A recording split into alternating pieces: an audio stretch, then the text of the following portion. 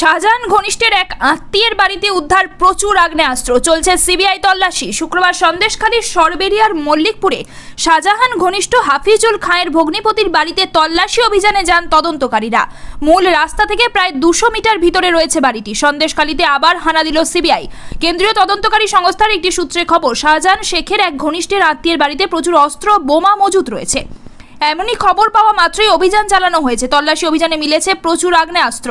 শুক্রবার সন্দেশখালীর সরবেরিয়ার মল্লিকপুরে শাহজাহান ঘনিষ্ঠ হাফিজুল খাঁয়ের ভগ্নিপতির বাড়িতে তল্লাশি অভিযানে যান তদন্তকারীরা।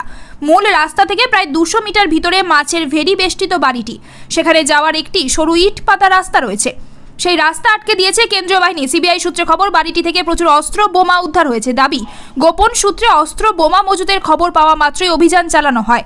তদন্তকারীদের অনুমান, বাড়িতে প্রয়োজনীয় নথিপত্রও মিলতে পারে। সিবিআই আধিকারিকেরা এখনো বাড়ির ভিতরেই রয়েছেন বলে খবর। কলকাতা হাইকোর্টের নির্দেশে সন্দেশখালী ঘটনার তদন্তভার সিবিআই নেওয়ার পর বেশ কয়েকবার সেখানে এসেছেন কেন্দ্রীয় সংস্থার গোয়েন্দারা।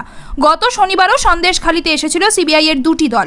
একটি দল গিয়েছিল থানায়, অন্য দলটি গিয়েছিল সুন্দরীখালীর দিকে।